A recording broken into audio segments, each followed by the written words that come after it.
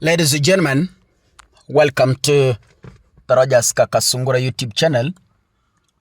Big thank you to each and every one of you for your continued support. The support you're giving this platform is enormous, and I want to thank each and every one of you.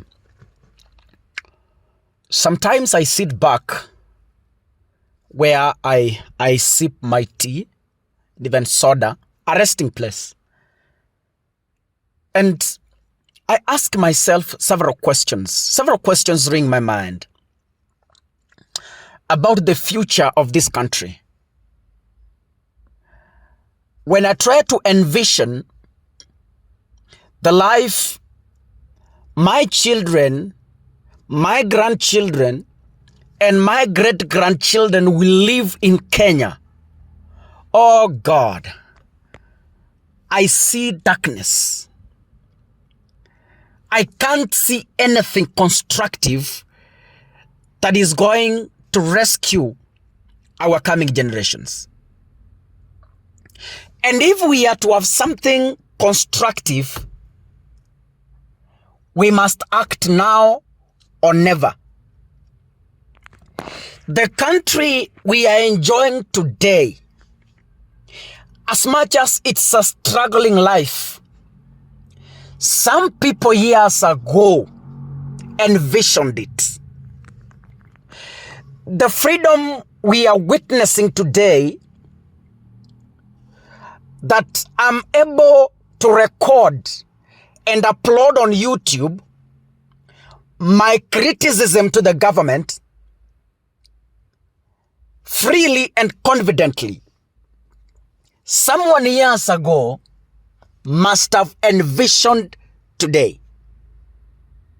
So if we are to have a better life in 100 years to come for our great-great-grandchildren, ladies and gentlemen, we must act now or they perish.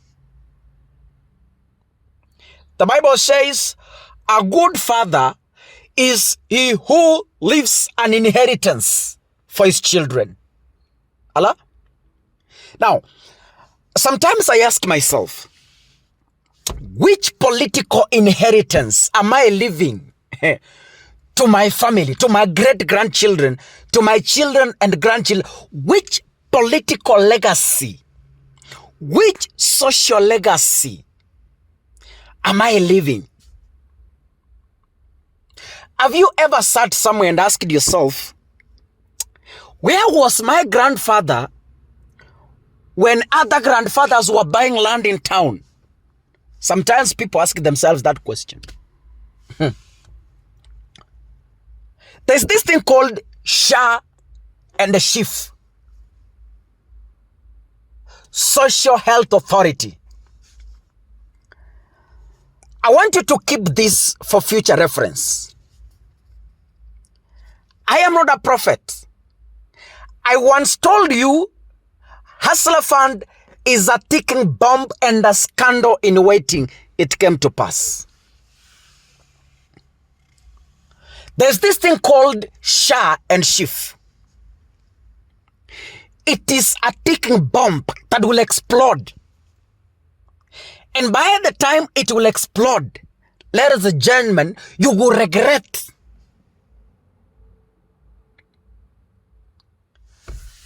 Why do I believe so? Someone can ask, Kaka, what are you telling us? Listen. SHA is, to my own view, is a scheme. I want to define SHA. To me, is a scheme that is painted beneficial to the people of the Republic of Kenya, but in reality, an avenue to benefit people in embezzling campaign resources. That is the simplest definition I can give SHA. Simplest definition. And someone might ask me, why do you believe so? Look at its implementation.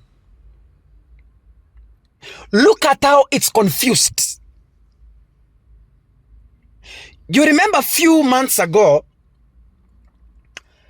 the new health cabinet secretary was being questioned by the members of parliament, and she was being asked, the civil servants can be deducted as per the percentage you've put. But then, how are you going to deal with a mamamboga in the interior parts of Nafaholo? How will you deduct that mamamboga? She couldn't respond. She started tongue twisters. The whole of SHA implementation is a confusion and a ticking bomb, a scandal in waiting. They have fired the acting CEO. They have fired the acting CEO, and the reasons are very obvious. The reasons for his firing are very obvious. His name speaks it all. Some of you can say I'm tribal, but let's face the reality and call a spoon as it is. Ladies and gentlemen, listen. Listen. This country has gone to the dogs. And if you are an ordinary Kenyan,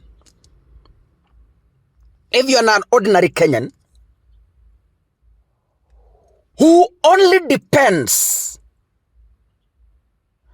on NHIF that has been transitioned to SHA, please get prepared.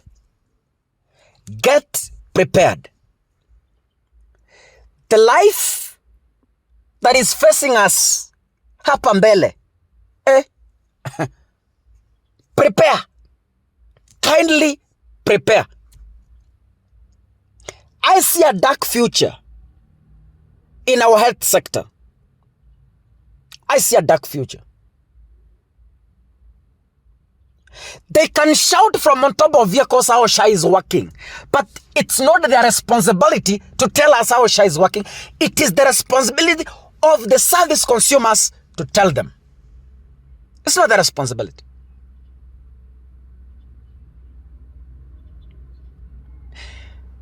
Why do we keep, as a country, going back to where we have achieved? Like, to me, NHIF had started working well. Why didn't, if Kenya Kwanza had good intentions, why didn't they elevate NHIF and put proper systems if they thought it had fake systems? Sometimes I find myself overthinking. But wacha niwaambie wa Kenya. Wewe chukua hii analysis. Iweke tu mahali. Yeah? In 2 to 3 years to come, we shall remind ourselves on what we said about SHA in 2024. I don't want to lie to you. But anyway, God bless you, ladies and gentlemen. See you in the next episode. Asanteni sana.